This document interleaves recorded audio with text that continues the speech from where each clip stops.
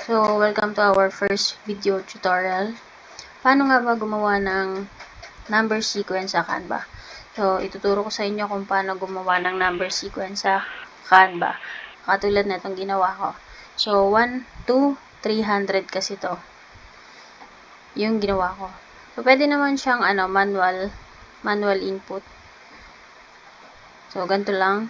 Ay, manual input nyo siya.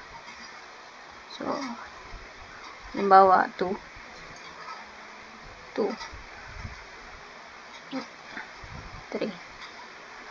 and so on. Pwede naman siya.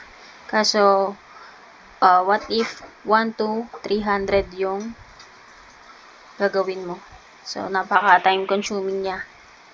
Ituturo ko kung paano natin mas mapadali na makagawa ng number sequence kung gagawin mo ay 1, 2, 300 na number sequence. Okay? So, ito yung ginawa ko. 1, 2, 300 to. So, in less than 10 minutes ata, nagawa ko siya. So, ayan. 1, 2, 300. Yan. Usually, ginagamit tong number sequence sa mga tulad nito, acknowledgement receipt, order slip, I think, sa mga tickets. Yan. Pero ngayon, sa ngayon muna, ang i-tutorial muna natin is yung sa acknowledgement receipt. Okay? So, first, ang gagawin natin is gagawa tayo ng design. Gagawa ko muna ng design na ganito kasi itong acknowledgement receipt na ginawa ko is from scratch. So, ang ginawa ko is research muna ako sa Google ng acknowledgement receipt. Ayan. So, madami naman dyan. Check nyo na lang. For inspo lang to, ha. Ayan. For inspo lang siya. Okay. Pwede din sa Pinterest. Madami din sa Pinterest. Check nyo na lang. Pero ako, ang ginawa ko lang is sa Google lang ako nag-research. Okay. So, ayan. Gumawa ko ng design. Ito yon. So, ito. Gagawa tayo ng 300 pages na ganito na magkakasunod na numbers. Okay. Pagkatapos ko gumawa ng design, gagawa tayo ng variable na pwede nating basta tatandaan mo lang yan. Halimbawa, A. Ilagay mo lang siya as A kasi i-connect natin yan sa data ng number sequence. Okay? Ayan, basta depende sa'yo kung anong gusto mo. Kung halimbawa, kung anong variable lang ilalagay mo. Pero sa akin, ang ginawa ko is letter A.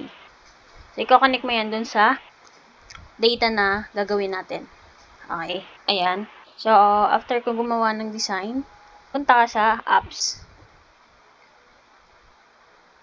Ito, click mo lang tong apps. Then, bulk create. Okay. Tapos, pagkampunta mo sa bulk create, pindutin mo tong enter manually. So, i-clear table mo lang to. Okay. Yung ginawa nating variable kanina, ilalagay lang natin dito, A.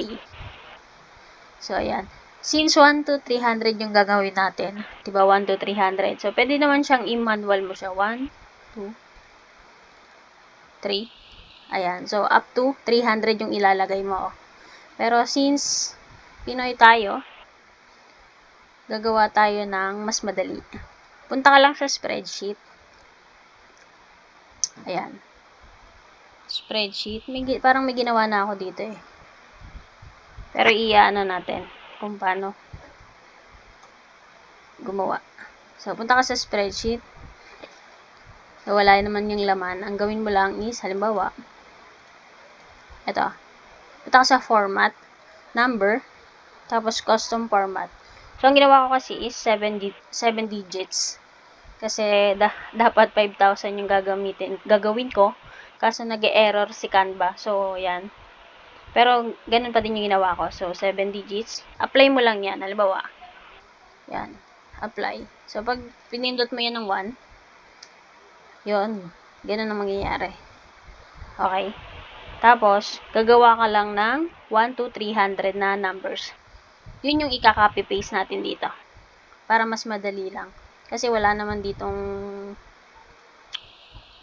formula na pwedeng mag-generate ng 1 to 300 agad, diba? So, dito tayo sa spreadsheet gagawa. So, try natin. Plus 1.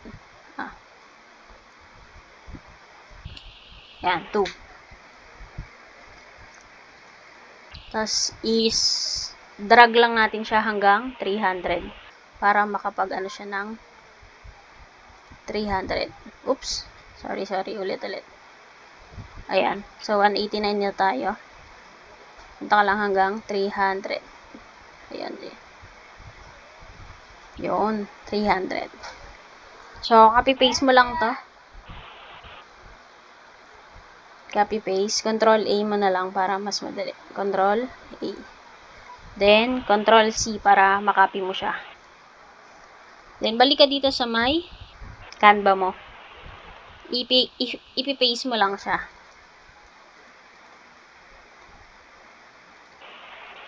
Paste. Control-V para ma-paste siya. So, hanggang 300 na yan. Oh.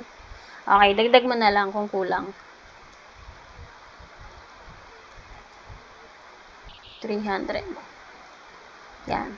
Pagkatapos mo may lagay yung data na 1 to 300 na numbers, click mo lang yung done. Ayan. Ganyan yung lalabas. Okay. Tapos, after nyan, punta ka dun sa variable na ginawa mo kanina. So, ayan. I-right click mo lang siya. Then, connect data. Ayan. Naka-connect na siya. Dapat naka-check po ito, ha. Ayan. After nating ma-connect, click continue lang. Ayan. Then, generate 300 designs.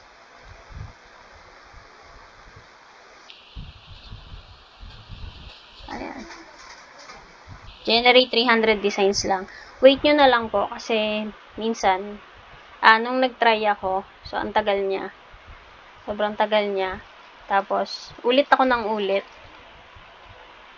Tapos, yun pala, i-refresh mo lang tong si Canva. Punta ka lang sa home ng Canva. Pagka-refresh mo, ayan, nag-generate na pala siya. Hindi ko alam. So, ang daming na-generate niya. So, dinelete ko na lang. Kaya, kung halimbawa, ganito katagal, i-refresh nyo lang yung home nyo. Then, ito na yung ginawa natin. Ito yung ginawa ko last. Nung isang araw. So, ito yung ginawa natin ngayon. Click mo lang siya. Ayan. So, ito na po yun. Okay. 1 to 300 na to, ha. Sunod-sunod na yan. 1 to 300.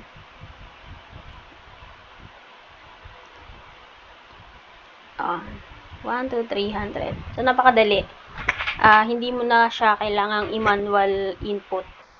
Kasi, sobrang time consuming ng manual input. Kaya, naghanap talaga ako ng pwedeng gawin or para mas mapadali tayong mag-input ng numbers in sequence sa Canva. So, ayun lang. Sana may natutunan kayo.